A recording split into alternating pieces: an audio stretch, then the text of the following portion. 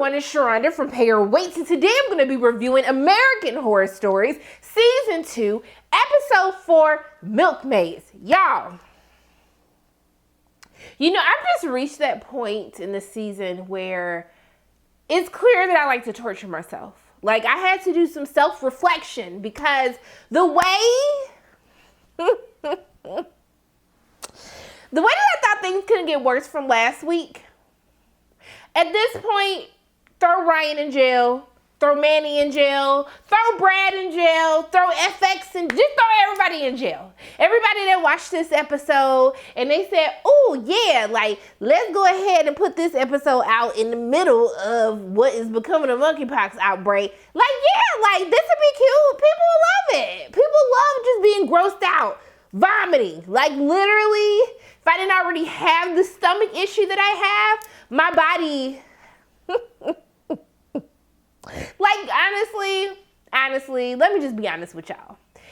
I still think that this episode actually might be better than last week's because at least with Milkmaids, you could just laugh at how absurd it is. Like, you're laughing at yourself, the fact that you still watch this series. You watch the rest of the episode after we literally had the dialogue, I want you to lick my pusticles. Manny. Why? What happened to you? What happened to you? Like, why do we keep doing this? Lick my pusticles? Like, I can't even deal. You know what? Let me just go ahead and get through this so I can go to sleep. Like, I'm still mad at myself. I really feel like filing a lawsuit. Like, I want to file a lawsuit. Literally want to file a lawsuit, okay? Now, first and foremost, the reason 157 that Brad, Ryan, Manny, everyone is going to hell is, you know, that you could at least did everybody a favor and you could at least just did a disclaimer like, hey, y'all, some nasty ish about to go down. If you were eating or thinking about eating, baby, don't do that. If you're getting sick to your stomach or grossed out quickly, you could have put an easy disclaimer and then I would have at least forgiven you a little bit. But you didn't do that, okay? So we go to New England, 1757, and we see that Thomas is there and basically his wife dead. They talking about we nearing the end. Nearing the end, it looked like we at the end. You saw all, it's a smallpox outbreak, and you see all the put. I was just like, my spirit, because I could see it in my head still, it's just too much for me. So we then cut to Raggedy ass Walter, okay? So Raggedy Walter, who's played by Seth Gable. If you guys didn't watch Dirty Sexy Money, that's where I was first introduced to Seth. I love that show so much. He doesn't look happy to be in the house of Lazarus, which is what Celeste calls her little dwelling spot. And I was wondering why he had that stank face. He had that like that that stank look on his face. Now, we find out from the end of the episode when he was talking smack to Celeste that he could smell flesh rotting. So riddle me this, Walter. I don't know what it was like back in the times trying to get in the boom boom room. Like, I don't know what that was like for y'all. But if you smell rotting flesh, right? Like, how you gonna smash somebody? You smell rotting flesh and you just still out here smashing? How that makes sense for me, okay? So I don't know what the hell he there for, but then they start smashing, and then he still got the stank look on his face.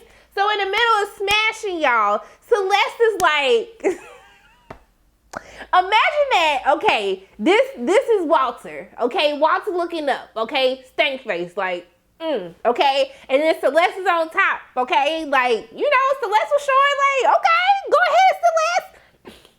And then all of a sudden, you're Celeste.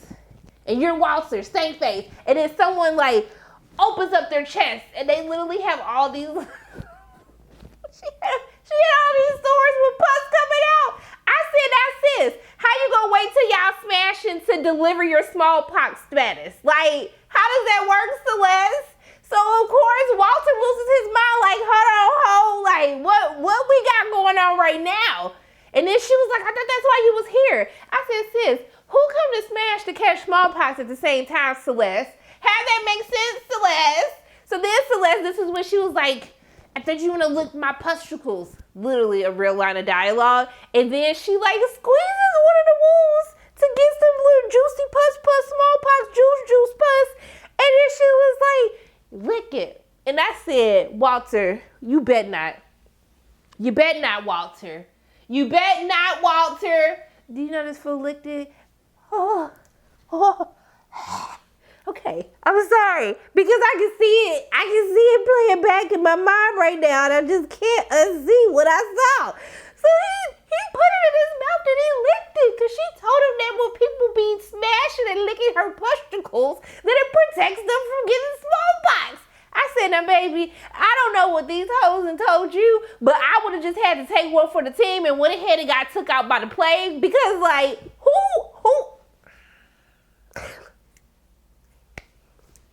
As someone who has had something, like, what have I had that even has, I smelled pus before. Actually, I have had something when I had my tailbone.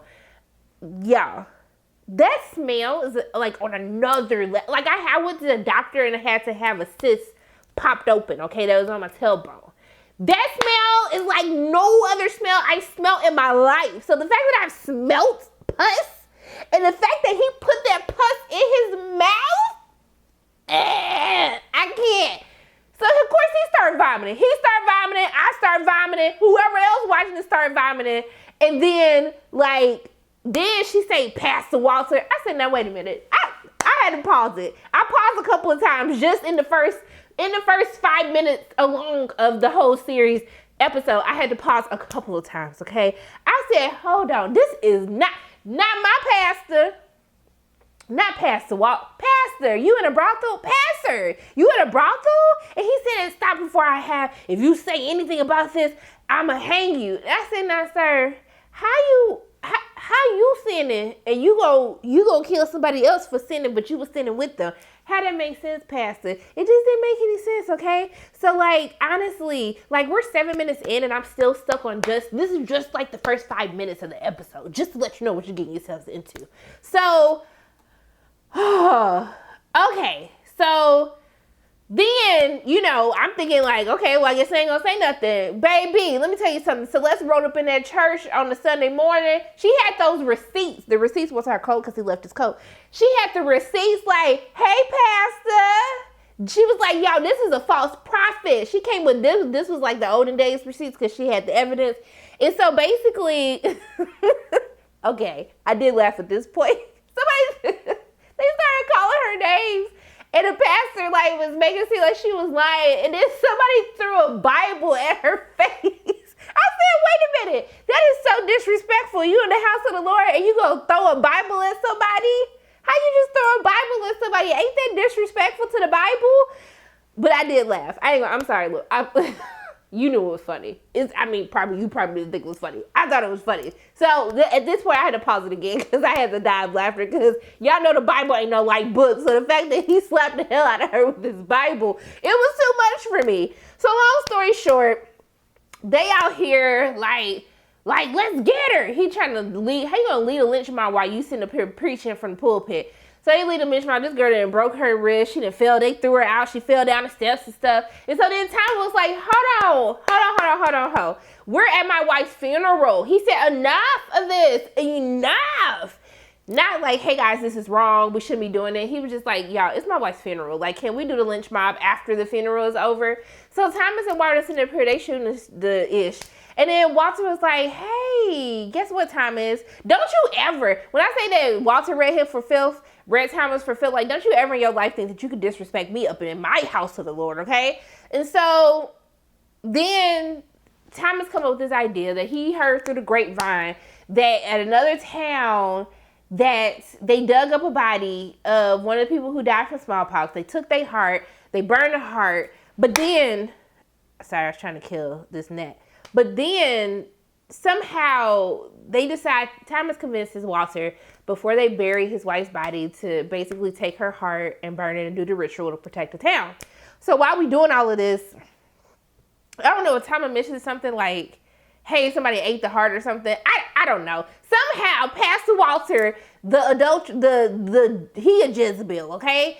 basically he comes up with this idea that he just gonna eat the heart. So first of all, he was enjoying it too much when he like cut the wife open. Then he just took the heart and started smashing the heart. I was like, sir, I thought we had to burn the heart. Why are you eating the heart? So he eat the heart. He convinced Thomas to eat the heart. Thomas feeding the heart to his raggedy son Edward that clearly something's wrong with him. And so they don't get sick, okay? So we see that Walter pops up on Thomas like, hold on now, why you been backsliding in the house of the Lord? He ain't been to church, okay? You know, he was basically like, the church folks was asking about you. That's what people do when they know you ain't been to church. They be like, they was asking about you in church. And so basically Walter shows that he's still been eating hearts, okay? So I was like, why are you still eating hearts? It's just too much for me. So we end up introducing Kara to Delilah. I was like, Delilah? I know that ain't who I think it is. You know, they'll be saying Delilah like, you know, I think that was Solomon's lover. It's some old messy drama that happened in the Old Testament, y'all. I think it was the Old Testament. No, New Testament. It's some messy drama that happened in the New Testament, y'all. But Delilah's a milkmaid, and so Delilah ends up finding Celeste, and she helps nurse Celeste back to health. And we see that she ends up, like, she notices that she has the boils, and then she tells her this story how she got these boils, but she's never gotten sick, and she fell in love with someone. She ended up getting pregnant, and basically the dude realized that she had the boils, and so he took the baby after she had it and left. And so she feels like God gave her this gift of love to help protect everyone, so that's why she'd be smashing everybody. This is so crazy. Like, we literally talking about, like, spreading STDs to help people. Okay, it's just too much. It's too soon, okay? So she tells her about that story. Long story short, Delilah wants to study her to figure out, like, does she really have a cure? Celeste seems to be very upset once Delilah figures out that, like, it's cowpox. And that's what Delilah, after we found out Delilah had the boils, but they went away. Celeste is upset because she thought her kitty cat was giving the gift of life to everybody, and when she realized it wasn't her kitty cat giving the gift of life to everyone, that basically, first of all, Celeste had to have some really good, okay? The fact that people were sucking pus up out of her all these years, like, is really crazy to me that, like, people was really doing that. Like, y'all fetishes be taking it too far, okay? But in the meantime, Walter ends up telling everybody about this cannibal trick, and so he leads a cannibal lynch mob to the graves to go start eating hearts and stuff. In the midst of all of this, Delilah figures out that they can use the cow's milk to help give to everyone to basically protect them from getting smallpox, okay? So in the midst of all of this, she goes to Thomas's place. Edward Raggedy Behind tell her that Thomas at the lynch mob at the graveyard. So she goes to the graveyard to try to tell people, like, hey, what y'all doing is, like, dumb. Like, eating hearts. Who told y'all to do that? Walter, dumbass. But the false prophet. So Walter ends up knocking her out after she trying to tell them, y'all dumb, y'all stupid. I got the cure right here. It's in the milk. He knocks her out, and then he was like, now he said this is what, if Adam would have just did this to Eve, we still would have been chilling in the garden. I said, now, sir, that is a sticky subject for me, because people always want to give Eve a bad rap, and it was really Adam. Thought she was a leader. Lead, okay? Story for a different day. So they go, so basically Walter say, Thomas, ho, come on, we finna ride out. Let's ride out on Celeste. Thomas is like, I don't know about that. But he goes with him. He's trying to stop him. He get in front of the building like, don't do it. And so, but that clearly didn't work. So he goes in and he basically stabbed Walter. No, Walter stabbed Thomas. So in Thomas is Cody Fern's character, which he's just always so beautiful. Like, it's just something about him that you just want to stare at him all the time.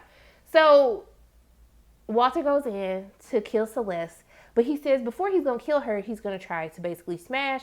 But in this case, since she wasn't a consenting adult, he's trying to rape her. So while he's trying to do that, you know, Delilah woke up at the graveyard and somehow made it all the way back in time to stab him and kill him, okay? So she stabbed him, and then Celeste was like, get her, Jay, and then he stabbed him again, so then he did, okay? So then Delilah and, forgot to tell y'all, Delilah professed her love to Celeste, and Celeste looked like she wasn't with it at first, but then Delilah was like, I want to suck your pussycles. She didn't say that, but she basically licked her pussycles and they end up smashing. So now they in love. Okay, that was back. Let's go back to them killing Walter. So after they killed Walter, they kissed, they embraced, like, ooh, baby, I'm so happy you're okay. But then Thomas pop up. And I was like, Thomas, I thought you was dead. Everybody thought he was dead. He was like, oh my goodness, what's going on? So basically, in the midst of all of this, actually, no, let me back up. Sorry, y'all. I'm tripping. When he's trying to get Walter not to kill Celeste, he ends up telling him that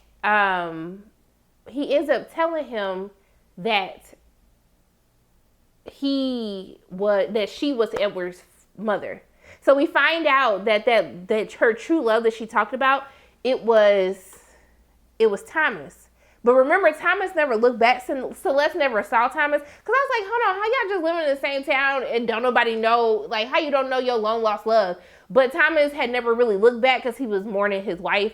So I guess we just gonna have to go with it and have it make sense. So Thomas ends up telling Walter about the whole story, but that didn't matter because he still killed him anyway. And so then he ends up telling her that Edward is their son. But then he was just like, it's you. You're the problem. It's something wrong with you. And that's why it's something wrong with our son. He been weird ever since. And I was like, Edward is weird. I'm not going to lie with you. There's something wrong with Edward, okay? Couldn't even shed a tear for his mama dying.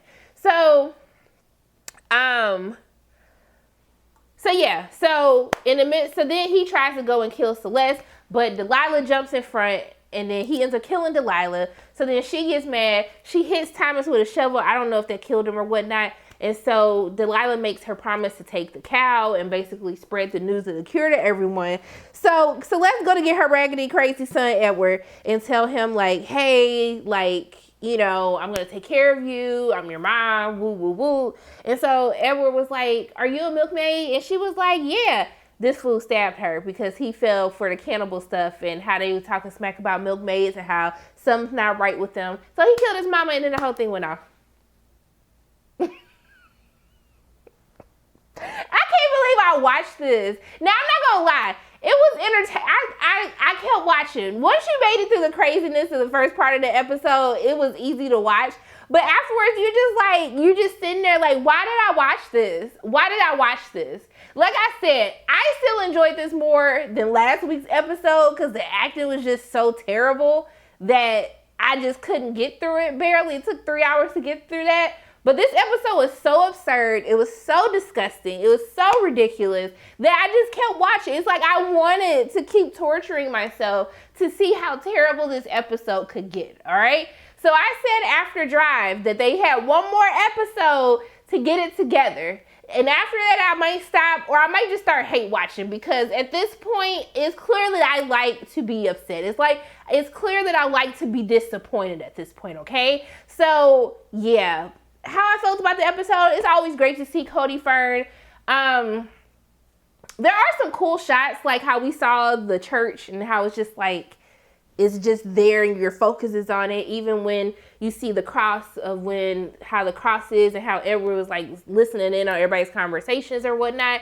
But yeah, it's just a mess, y'all. It's a mess. I don't know why I keep doing it to myself. Like, just let me know in the comment section below. What did y'all think? Did you make it through the episode? Could you get past all the pusticles, the pus licking, the pus sucking? Could you get past all of that? Let me know in the comment section below. What did you think of this week's episode? But those are my thoughts on American Horror Story Season 2, Episode 4, Milkmaids. As always, my name is Sharana from Pair of Weights. And if you like what you saw today, make sure you hit the like button, hit subscribe, share this video with your friends, and make sure you hit that notification bell. And I love you guys 3000. And until I see you again, bye.